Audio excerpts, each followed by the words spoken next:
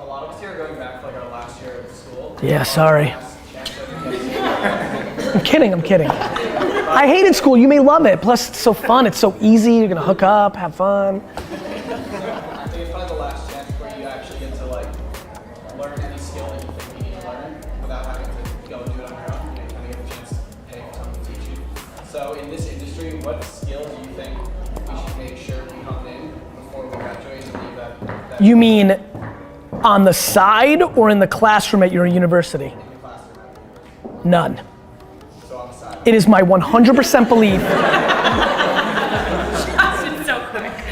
You know, I think the question is what should we learn in our last year if it's our last year since we're, getting paid to learn, or I think you're paying them, but, oh, you're paying to learn? Yeah, okay.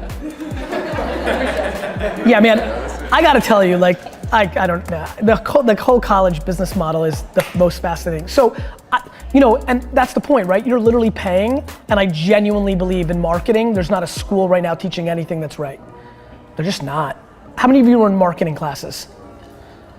What does it look like? Right. So like, fuck me. Anyway, I think the best thing you should do, listen, to be very frank with you, bro, honestly, I think you're about to start the part of your life where you're gonna learn where it matters on the field, right? I may throw you guys for a loop on this one. I actually think you should just enjoy the living shit out of this last year. I'm not kidding. Like, if you're me, well then you'd be selling shit and starting a business on the side anyway. But if you're not like dying to do, like I wouldn't have gone to a fucking internship. Like, so like I was broken. Like I could only do it my way, Like I barely even went into my dad's liquor store. Like I was making $3,000 a weekend selling baseball cards when I was 14. Like I was good. Like, so I think that my intuition is, if you even have this internship, right? That the real answer is fucking don't fail, I guess, because maybe your parents would be upset. But then like, I don't know, like, and if you want to learn, I think you'll learn more. The truth is, unless you start your own business, which will take a lot of time, which I'm trying to debate, is that valuable to you in your last year when you should probably milk this ridiculous year that you're living, which many may think is the greatest single year of your life, right? Other than that, you're gonna learn more in the first 100 days of your job coming out than there. So like, to me, it's back to like betting on strengths and weaknesses. The value exchange here feels like, fuck it, just, yeah. You're into that? Sounds like a good strat.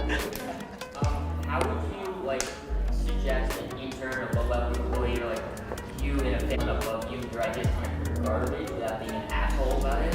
First, to make sure that you always deploy a lot of humility, because nobody wants because you might be wrong.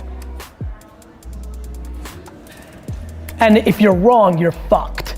Because if you're the intern that said to my face, this is garbage, and you're wrong, that's bad. Now, if you're right, it's phenomenal. So even if you really closely pay attention to my public content, I'm really good at giving you honey before I give you vinegar. So my answer is to hedge it. Like, hey, Mark Evans, I think you're the best, and I really don't know. I weirdly, for some reason, feel compelled to tell you your idea is shit, right? I think you have to hedge it, because you have to really be sure you're right. Plus the other thing, my man, that you really need to pay attention to, David, is it's subjective. So like, one of the biggest problems is you may have something that's an opinion, and then you're telling somebody above you that they're wrong. There's no way to prove if it's wrong or right, and they're just gonna impose their seniority on you, and it's gonna suck shit. That's why the battles I fight are you can prove them out. I also think you should go home and try to figure out why that matters so much to you, because I think it's actually a very interesting question that has both good and bad in it, and you should break it down. We need to jam on that. Molly, what do you want to do when you grow up? Do you know yet? It's okay if you don't, I'm just curious, do you? I think I was one of these things, but I don't know which. So to me, if you, when I hear that somebody wants to be the next Puff Daddy, or the next me, or the next whatever anybody wants to be, whatever you want to be, at whatever level, right? I genuinely believe that you should spend all your time to try to go get an internship to be as close to that person as, if anybody here actually wanted to be the next me, I think that they should have tried to be the intern on my team versus an intern at VaynerMedia. I believe that. I genuinely believe the closer you can get to the sun of what you want to be, the more likely you'll learn. My question is like, how do you do that? By relentless fucking pursuit. So if that, like, even if your email says don't talk to me for a year, Especially. I mean that. It's just the audacity to find the right balance. It's really actually interesting. It's not super different than David's question in some ways. How do you find the right cadence and balance to be aggressive without being fucking annoying? There's people that try to reach me every day, lots of them. Some of them immediately through their first 3 attempts go into, I will never fucking interact with this person ever because it's coming from a bad place. I get to be the judge and the jury of that's what it tastes like. And other people win and eventually get their at-bats. There's a kid I met today for 5 minutes. Like, some of these people tried for 15 times to get, like, to me it's like if you want it so bad. First of all, there may be 34 people that look like you want to be, right? So, you know, there may be 11 hip hop business mogul people and you can go right down the line and try to hit up, you know, Birdman and P. Diddy, you know, 50 times each, right? So, I think it's worth it, Mal, honestly. Like, I think it's worth it. You have to understand, the upside's greater than the downside. Like, to me, how do you like say, like, how do you make yourself, I mean, I guess. how do you make yourself stand out? But like, how do you stand out to the point You need to where it's understand that person. So you fucking really try to figure out who they are. One of the things I would do is follow them heavily on social and figure out what, like, there's a lot of ways to break through. Like, for example, everybody thinks the best way to get a hold of me is to write in the email subject, I'm gonna help you buy the New York Jets. I've got an idea that's gonna help you buy the Jets. I'm gonna help you buy the Jets. The problem is that's what everybody does, which means that none of them get through.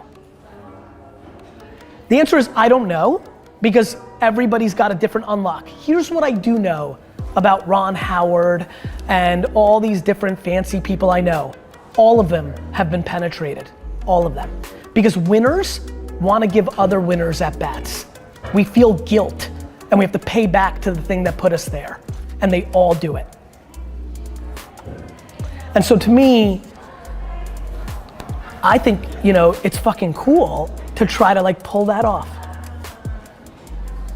And I actually think it's just, especially when I think about it from a college, still in college, internship level, I think it's like a fun journey.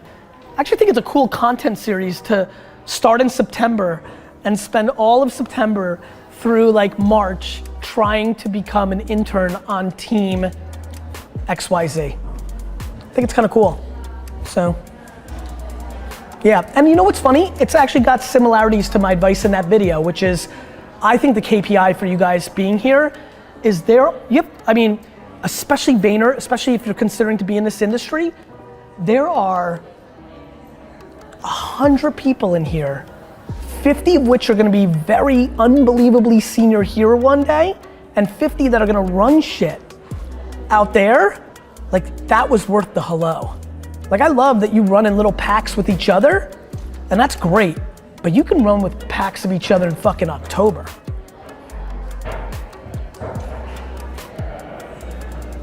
And this is the easiest place to randomly say hello.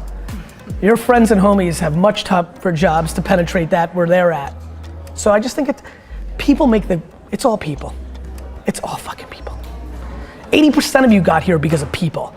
You had some rabbi that got you into this fucking place. It's gotten so hard for us, you know, to your point. Our biggest problem right now is everybody wants their child or best friend's child to be an intern here now. Like, next year's a disaster. I've got like fucking 100. We just need another floor. That's my only like. Got it, okay. We just need a seat for everyone and then Okay. I'll be like very On it. happy. My question for you is, technology is advancing at an incredibly fast rate nowadays. Yes, Mert, technology is moving fast. Find consumer insights, gain information on people. What do you think about the way companies are doing it now and in the future? And do you think that maybe individuals' privacy is being ordered or even invaded? Oh, privacy is being invaded because you're allowing it to be invaded. You're giving up privacy every fucking day for convenience and time. They're not invading, you're giving it up. You know you're being watched right now. You don't give a fuck. I know. Here's what I think happens. Do you guys know who Len Bias is? Len Bias was one of the best basketball players of all time in college, and unfortunately 2 days after he was drafted 3rd overall in the NBA, he died from a drug overdose. He overdosed on cocaine. He's from the University of Maryland. Nancy Reagan was super anti-drugs, very conservative president on that issue. And it's funny where I'm going with this, you can see where my head's going. My punchline is the drug laws changed here forever. Here's my thing on privacy. We don't give a fuck because the punchline of society is people are unbelievable. As much as the mainstream media wants to tell you about the one person who has emotional issues that will shoot 25 people in a club, and it's the worst. You know what? Do me a favor if you're curious about this. Do you know that CNN did a series called The 60s and the 70s? I don't know if this hit your radar, probably not, but they did. There was 8 series. If you have Netflix, go to it. Go watch the one on terrorism in the 70s. There were more terrorist acts domestically in the 70s in this country by 10x than what's going on now. It's unbelievable, actually. So what people don't realize is we paint the wrong pictures. The reason none of us care about privacy is because people are good. We're not doing that much bad with the privacy. What are you, sad that Toyota's following you around the internet and putting banner ads in front of you, right? Like, we don't do that many bad things with it. And so I think we give up privacy. Now here's the punchline.